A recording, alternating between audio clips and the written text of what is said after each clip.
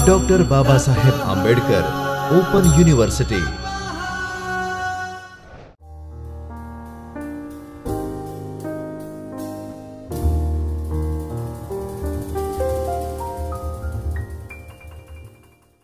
नमस्कार, doctor Baba Saheb Ambedkar open यूनिवर्सिटीना आ video lecture में आप सौનું हार्दिक स्वागत है।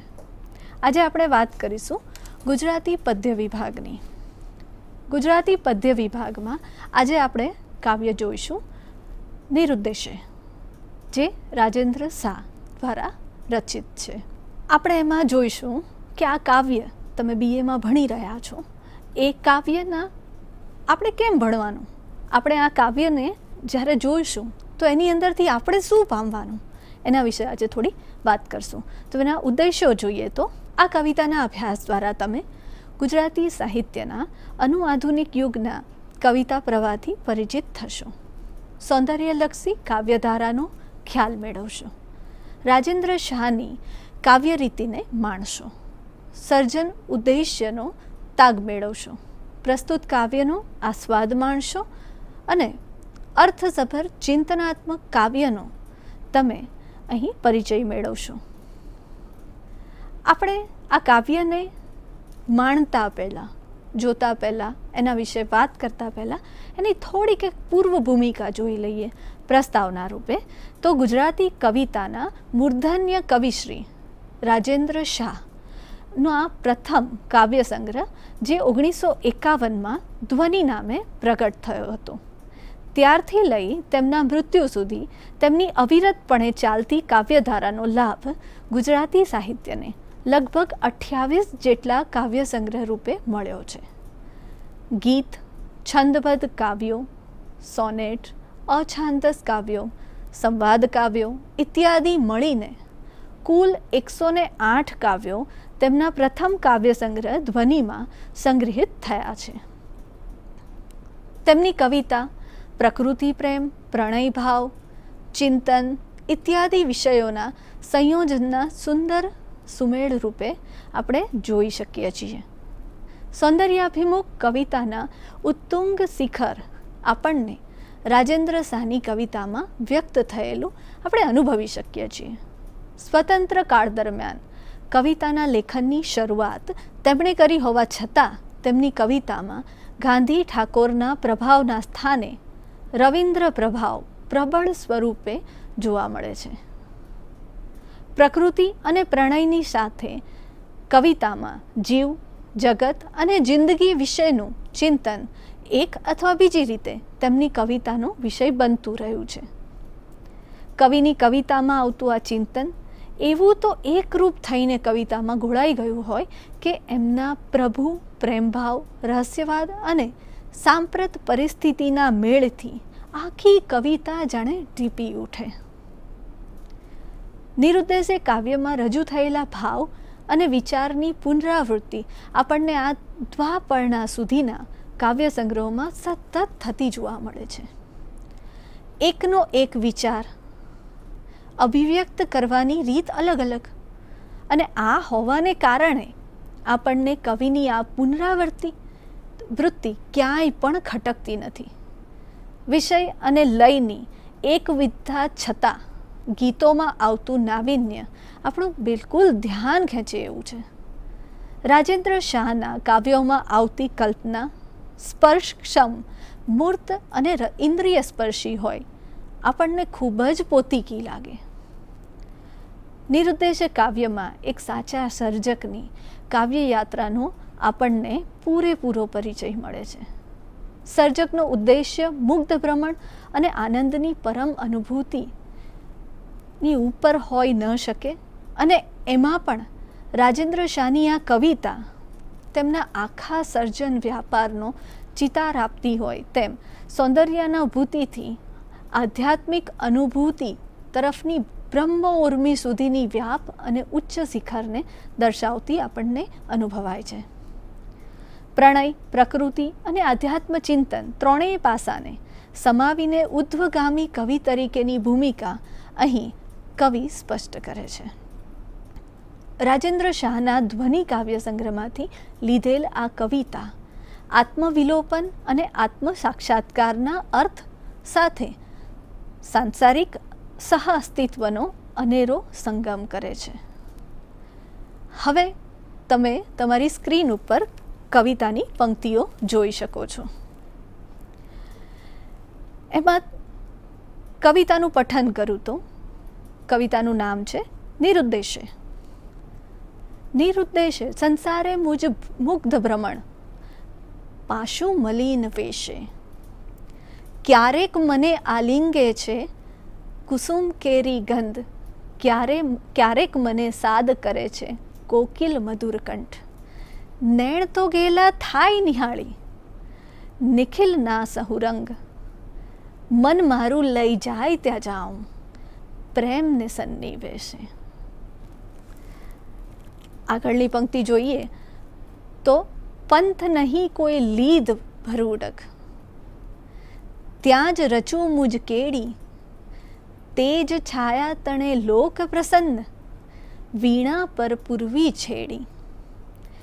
એક આનંદના સાગર જલ જાય સરી મુજ બેડી, હું જ રહું વિલસી સહુ સંગને, હું જ રહું અવશેષે.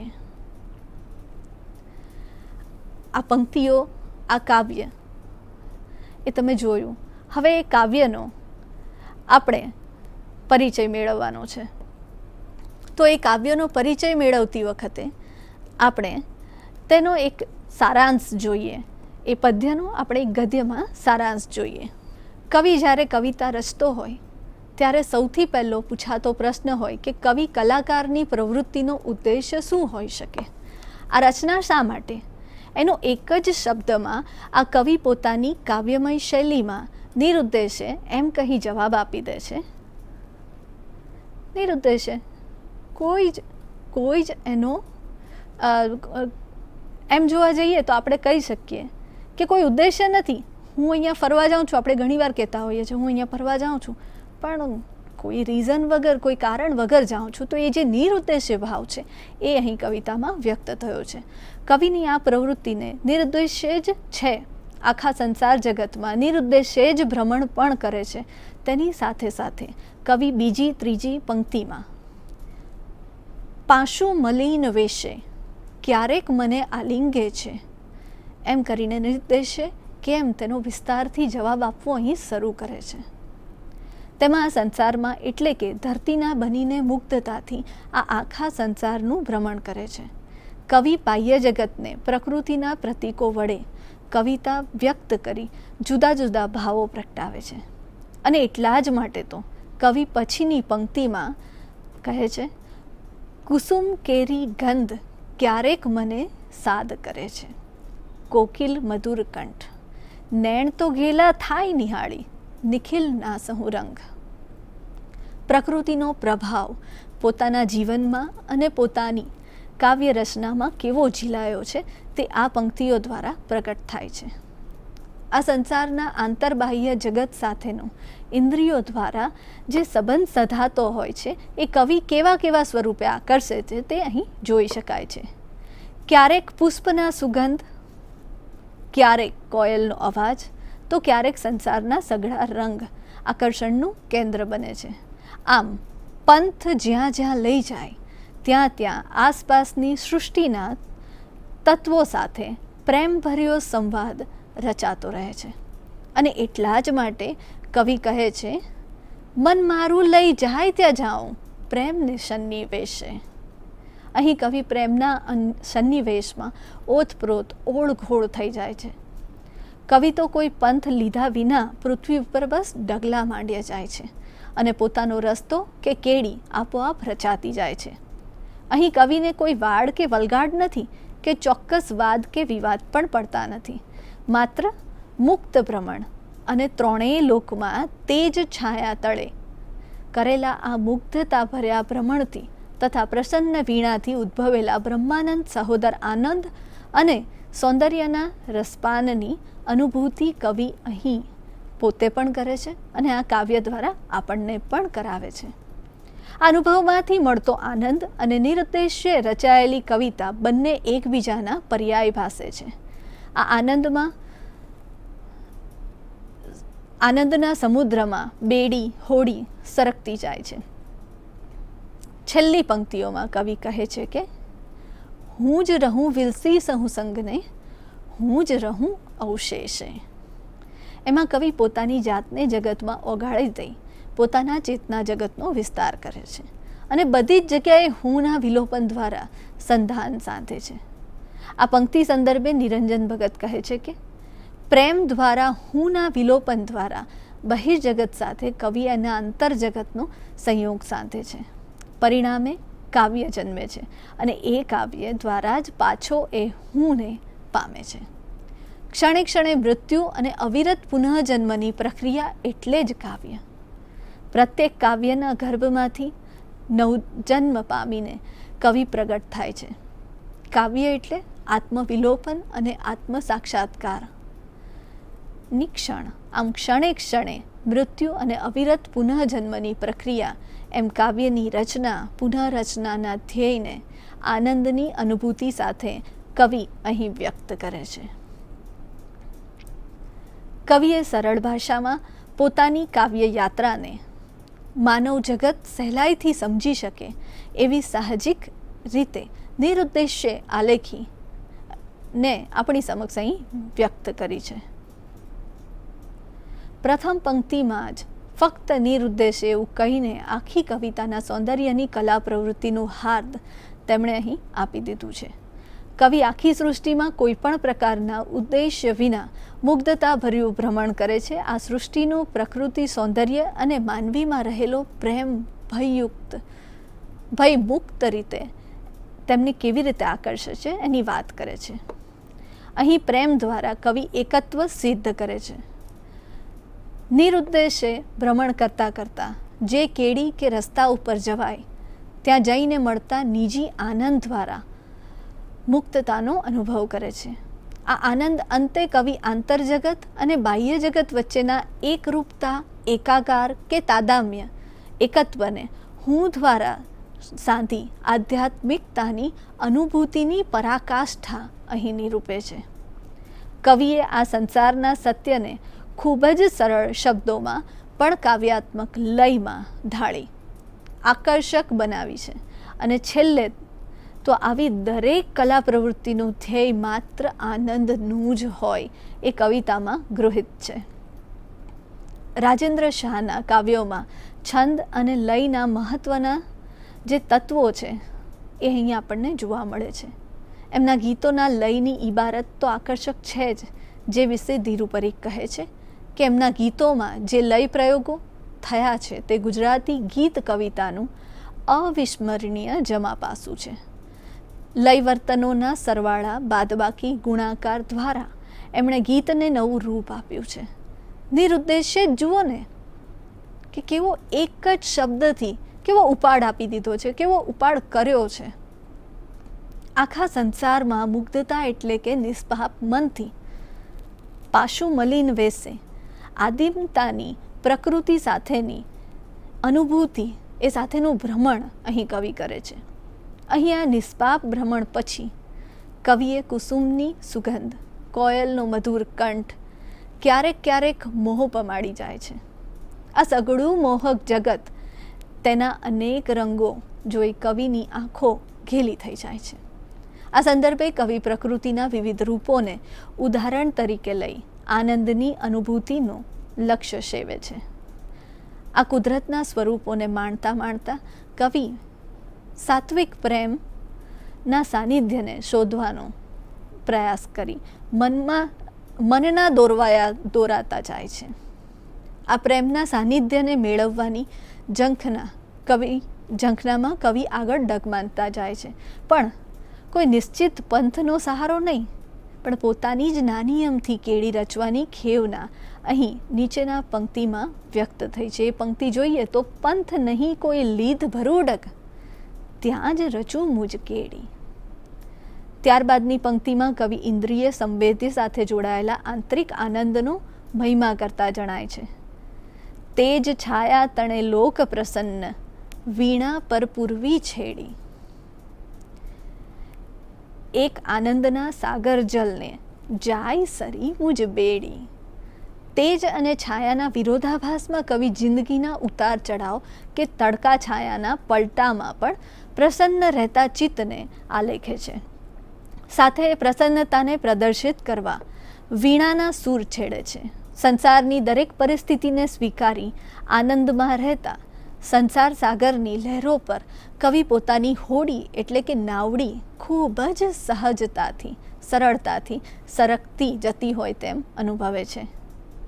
છેલ્લે આ બાહ્ય જગતને અનુભવ્યા પછી આંતરજગત સાથેના હુંના એકત્વની વાત કરતા કવિ કહે છે કે હું જ રહું વિલસી સહુ સંગને, હું જ રહું અવશેષે. સમગ્રમાં મારું અસ્તિત્વ છે, સાથે અવશેષોની વચ્ચે પણ મારો હું જ તત્વ અસ્તિત્વ ધરાવે છે. બંને અંતિમોની વચ્ચે ઝોલા ખાતો હું સંસારના કેન્દ્રમાં સ્થાન પામેલો છે. કવિ આ કવિતામાં નિર્દૃશ્ય ચાલતા સંસાર ચક્રની ઊંડાણપૂર્વકની અભિવ્યક્તિ ખૂબ જ સહજતાથી કરી આપે છે. હવે આપણે આગળ જોઈશું તો કવિ પરિચય. અત્યાર સુધી આપણે જે જોયું એ જે નિર્દેશ્ય કાવ્ય છે એ કાવ્યનો એક સઘન અધ્યયન કર્યું. આખા કાવ્યને પૂરું છણાવટ કરી અને એના એક એક મર્મને એની અંદર છુપાયેલા એમની કવિતાઓમાં લય દ્વારા છંદ દ્વારા જે પણ કંઈક મર્મ છુપાયેલો છે, જે જિંદગીનું કંઈક મર્મ આપણને કવિ આ દ્વારા સમજાવવા માંગે છે, એને ઉકેલવાનો આપણે પ્રયત્ન કર્યો છે. હવે કવિ વિશે થોડું જાણીએ તો રાજેન્દ્ર કેશવલાલ શાહનો જન્મ તેમના વતન કપડવંજમાં 28 તારીખના રોજ 1913ના રોજ થયો હતો.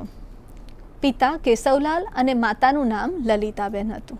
પ્રાથમિક માધ્યમિક શિક્ષણ કપડવંજમાં 1930માં અસરકારની લડતમાં ઝંપલાવી પરીક્ષા ન આપી એમ એમનું પ્રાથમિક શિક્ષણ તો લીધું પણ આગળનું શિક્ષણ થોડુંક અવરોધાયું. 1932માં મેટ્રિક થઈ મુંબઈની વિલ્સન કોલેજમાં દાખલ થયા. 1934માં વડોદરા કોલેજમાં દાખલ થઈ 1937માં ફિલોસોફી વિષય સાથે BA થયા અને એ જ વર્ષે અમદાવાદની ગુજરાત કોલેજમાં અનુસ્નાતક ડિગ્રી માટેના અભ્યાસ શરૂ કરતા એમણે જ્યોતિ સંઘમાં નોકરીનો સ્વીકાર કરી ભણતરની સાથે વ્યવસાય જીવનનો પણ આરંભ કર્યો. પછી જ્યોતિ સંઘની નોકરી છોડી સ્વતંત્ર વ્યવસાય કરવો તેમણે ત્યાંથી જ આરંભ કરે છે. બાહ્ય જગતને પોતાની સ્વતંત્ર પ્રકૃતિનો પરિચય કરાવે છે. ત્યારબાદ 1945થી મુંબઈમાં વસવાટ કરી જંગલમાં લાકડા કાપવાનો કોન્ટ્રાક્ટ ધરાવતી કંપનીમાં પણ 5-6 વર્ષ સુધી સેવા બજાવી. ત્યારબાદ આપણે એવું કહી શકીએ કે આ જે સેવા બજાવી એની અસર તેમની સર્જન પ્રક્રિયા ઉપર આપણને પૂરેપૂરી દેખાય છે. 1931માં મંજુલાબેન સાથે લગ્ન થયા. પ્રસન્ન દાંપત્ય જીવન એમની કાવ્ય પ્રવૃત્તિનું એક પ્રેરક બળ બની રહ્યું છે. 1993માં તેઓ ગુજરાત સાહિત્ય પરિષદના પ્રમુખ થાય છે.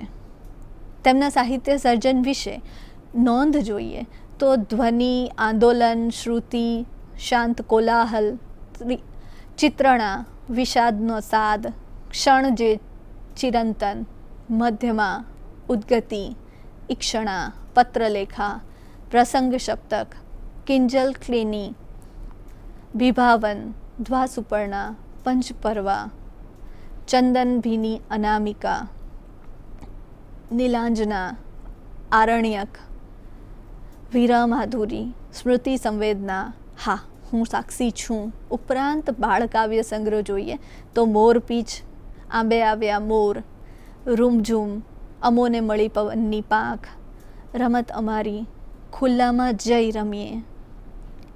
એમના એવા કુલ 28 કુલ કાવ્ય સંગ્રહ પ્રકટ થયા છે. મેં તો તમને એ કાવ્ય સંગ્રહનો એક પરિચય આપ્યો છે. ધ્વનિથી ક્ષણ જે ચિરંતન એ જે આખું એમની કાવ્ય યાત્રા છે ત્યાર સુધીના કાવ્ય સંગ્રહોમાં એમણે મૂકી છે. એમના ચૂંટેલા કાવ્ય સંગ્રહનો સંચય નિરુદ્દેશ નામે કવિલોક પ્રકાશન તરફથી પ્રગટ થયો છે. તેમના ધ્વાસુપર્ણા સુધીના 15 કવિતા સંગ્રહ સંકલિત કવિતા રૂપે 1983માં એક સાથે પ્રગટ થયા. 1947નો કુમારચંદ્રક તથા 1956નો રણજીતરામ સુવર્ણચંદ્રક રાજેન્દ્ર શાહને એનાયત થયા. તેમના કાવ્ય સંગ્રહ શાંત કોલાહલને સાહિત્ય અકાદમી દિલ્હીનો પુરસ્કાર પણ પ્રાપ્ત થયો. 1951માં કવિનો પ્રથમ યશસ્વી કાવ્ય સંગ્રહ ધ્વનિ પ્રગટ થયો. એ પછી એમની પાસેથી સંખ્યાબંધ જે કાવ્ય સંગ્રહ પ્રાપ્ત થયા, એમની કાવ્ય રાશિ એક ઘણી વિપુલ છે અને એમની સર્જન શૈલીનો પણ આપણને આ બધા કાવ્ય સંગ્રહમાંથી પરિચય મળે છે. ઈયતા અને ગુણવત્તાની દ્રષ્ટિએ આ કવિ અનુગાંધી યુગના પ્રમુખ કવિ છે. એમની કાવ્ય સાધના જીવન પર્યંત અવિરતપણે ચાલતી રહી છે. તેમણે અંગ્રેજી અને બંગાળીમાંથી કેટલાક ઉત્તમ કાવ્યોના અનુવાદ પણ કર્યા છે, જેમાં મહાકવિ દાંતેની ડિવાઇડ કોમેડીનો સંપૂર્ણ પદ્ય અનુવાદ તેમનો ખૂબ જ નોંધપાત્ર રહ્યો છે. તેમની સમગ્ર કાવ્ય સર્જનની પ્રવૃત્તિને ધ્યાનમાં રાખીને વર્ષ 2002નું ભારતીય જ્ઞાનપીઠનું સર્વોચ્ચ પારિતોષિક તેમને પ્રાપ્ત થયું છે. તેમનું અવસાન 2010માં થયું છે. હવે આપણે સ્વરૂપનો પરિચય મેળવીએ. તો સ્વરૂપનો પરિચય મેળવતી વખતે આપણે જોઈએ કે આ એક કાવ્ય છે. તો કાવ્યના વિવિધ સ્વરૂપોનું આકર્ષક તત્વ દરેકને આકર્ષતું જ હોય છે અને તે છે એની ગેયતા. આ જ ગેયતાના કારણે સદીઓથી ગીતના સ્વરૂપે માનવ મન પર કબજો જમાવ્યો છે. તમે બધા જાણો છો કે પ્રાચીન કાળથી જ માનવ મુખમાં ગીત રમતું આવ્યું છે. માનવીના મનનો હર્ષ, વેદના, શૌર્ય જેવા નવરસ આદિભાવો હંમેશા ગીતમાં વ્યક્ત થતા રહ્યા છે. આ ઉર્મિઓને લયબદ્ધ રીતે અભિવ્યક્ત કરવાનું માધ્યમ ગીતનું સ્વરૂપ બન્યું છે. સુંદરમ કહે છે તેમ કવિતા અને સંગીતના સહિયારા સીમાડા પરનો છોડ છે. સંગીત અને કવિતા ઉભયના કલા તત્વોને પોતાનામાં વિશિષ્ટતાથી સમાવી લઈ ગીત પોતાનું સ્વરૂપ સાધે છે. આ રીતે સિદ્ધ થતા સ્વરૂપમાં એકી સાથે ત્રિવિધ તત્વોનો સમન્વય થાય છે. આ ત્રણ તત્વ કવિતા, ગીત અને સંગીત, આ ત્રણેય તત્વોને સંયોજીને રચાતું ગીત માનવ માત્રના હૃદયને સ્પર્શી તેને રસાદ્ર કરવાનો ગુણ ધરાવે છે. ત્રિવિધ તત્વોના રાસાયણિક સંયોગથી જન્મતું ગીત માનવ હૃદયને સ્પર્શે છે અને એને રસાદ્ર કરે છે. ગીત રચનાને કાવ્ય રચનાના માપદંડથી માપવાની ઘણી મુશ્કેલી છે. તેમ કરવામાં આપણને ઘણી અધૂરપ પણ આવે. ઉત્તમ ગીત રચના પણ કાવ્ય તત્વની ચમત્કૃતિ ન હોય તો છીછરી અને રમતિયાળ પણ બની જાય. ઊંચું કાવ્ય તત્વ જે હોય, સંગીતની સચોટ જુગલબંધી હોય અને ગીત તત્વના ત્રિવેણી સંગમ રૂપ રચનાને એકદમ વિરલતા બક્ષે છે. દુર્લભ હોય છે આવું ગીત જે ગીત રચનામાં કાવ્ય, સંગીત અને ગેયતા પૈકી બધા તત્વો સામેલ હોય. હા, પરંતુ જો એ બધા તત્વો પૈકી કોઈ એક તત્વની કમી હોય તો એ નબળાઈ રચનાને દોષી બનાવે છે. પણ તેમાંના એકની નબળાઈ, એમ કહી શકું કે આ જ નબળાઈ ગીતની રચનાને નિર્બળ પણ બનાવે છે. સર્વોત્તમ ગીત રચનાની જરૂરિયાત આ ત્રણેય તત્વોની સુયોગ્ય સહપસ્થિતિમાં હોય છે. આ સિવાય પણ ગીતમાં બીજા ઘટકો હોય છે જેમાં લય અને તાલનો આપણે સમાવેશ કરી શકીએ છીએ. આપણા મધ્યકાલીન પદ, ભજન, રાસ, ગરબી તેમજ લોકગીત આદિમાં તેનો ચિતાર મળી રહે છે. એટલે કે રાગીયતા પણ ગીતના એક અનિવાર્ય તત્વ તરીકે આપણે જોવું પડે. રાગ તત્વ ગીતના સર્વે અંગોને સ્પર્શે ત્યારે જ એક ઉત્તમ કલાકૃતિનું રૂપ ધારણ કરે. ઉક્તિ, લાઘવ અને અર્થ લાઘવ ગીત રચનાના માટે એટલું જ જરૂરી તત્વ છે. તાલ અને માત્રામાં નિરૂપણ પામેલ કાવ્ય પંક્તિઓ દ્વારા શબ્દોનું રાગબદ્ધ કે લયબદ્ધ ગઠબંધન થાય છે. ગીત રચનાના દરેક ચરણમાં અંતે વિરામ આવશ્યક છે. ગીત માત્ર પઠન કરવા માટેની રચના નથી. તેને ગાવા અને સાંભળવામાં પણ સંપૂર્ણ નિસ્બત જોઈએ. તેથી જ તો જ્યારે ગીતમાં પ્રવાહિતા ભળે લયના તાંતળે જોડાય ત્યારે મધુરતાનો અનુભવ ચોક્કસ આપણને થાય છે. ગીત સર્જક પ્રત્યે પંક્તિમાં ગતિ સાધતો હોય છે. તેવી જ રીતે એક પંક્તિના અનુસંધાને પછીની પંક્તિ આવતી જતી હોય, એટલે કે દરેક પંક્તિ એકબીજા સાથે આંતરિક સંબંધથી જોડાયેલી હોય છે. પ્રાસ યોજના ગીત રચનાને ઉપકારક એવું આંતરબાહ્ય અંગોને સ્પર્શતું ઘટક તત્વ છે. પ્રાસ રચનાથી સર્જકની ભાવ જગત સાથેની જે ગીતની સાથેનો સંબંધ છે એ ગાઢ થતો જાય છે. છતાં ગીત એ સૌંદર્યાનુભૂતિ કરાવતી એક સળંગ રચના બને છે અને ભાવ ઉર્મિની પરાકાષ્ઠાને તે પહોંચતી હોય છે. ગીતની ગંગોત્રી કવિતાના ઉદ્ભવ જેટલી પ્રાચીન અને અવિરત છે. ગીત મનુષ્ય જાતિની સાહજિક અને મૂલ્યવાન આત્મીય સંપત્તિ છે. કાવ્યત્વ અને સંગીતત્વ અને ગીત તત્વના સંયોગથી એનો સમુચિત સ્વરદેહ અને રસગર્ભ નિર્માણ પામે છે. રવિન્દ્રનાથના ગીતોમાં આપણે ત્રણેય તત્વોને કલાત્મક સહ ઉપસ્થિતિ જોઈ શકીએ છીએ, આપણને દ્રષ્ટિગોચર થાય છે. ગુજરાતી સાહિત્યમાં પણ રાજેન્દ્ર શાહ, નિરંજન ભગત અને જયંત પાઠકના ગીતોમાં આવી કલાત્મકતાને આપણે ઓળખી શકીએ છીએ. રાજેન્દ્ર શાહના આ ગીતોમાં સહજ સ્વાભાવિક આધ્યાત્મિકતાનો રંગ ચઢેલો પણ આપણે જોઈ શકીએ છીએ. હવે આપણે થોડુંક વિશેષ અધ્યયન કરીએ તો ધ્વનિ 1951માં રાજેન્દ્ર શાહનો પ્રથમ કાવ્ય સંગ્રહ છે. પ્રસ્તુત ગીત એ સંગ્રહમાંથી લેવામાં આવ્યું છે. એ જ વર્ષે કવિનો ગીત સંગ્રહ આંદોલન પણ બહાર પડેલો. આંદોલન પછી કવિ બીજા ગીત સંગ્રહ ઉદ્ગતિ 1962માં બહાર પડે છે. તેમાંનો એક બીજા યશોદાઈ સંગ્રહ શાંત કોલાહલ પણ પ્રકટ થયેલો. આ રીતે આપણે ઘણા બધા સંગ્રહોના આગળ નામ જોયા. એ બધા અનેક કાવ્ય સંગ્રહો અને 28 કાવ્ય સંગ્રહમાંથી અનેક કાવ્યો પ્રગટ થયા છે. તેમના બધા કાવ્યોનો સંચય સંકલિત કવિતા નામે 1983માં પણ પ્રગટ થયો છે.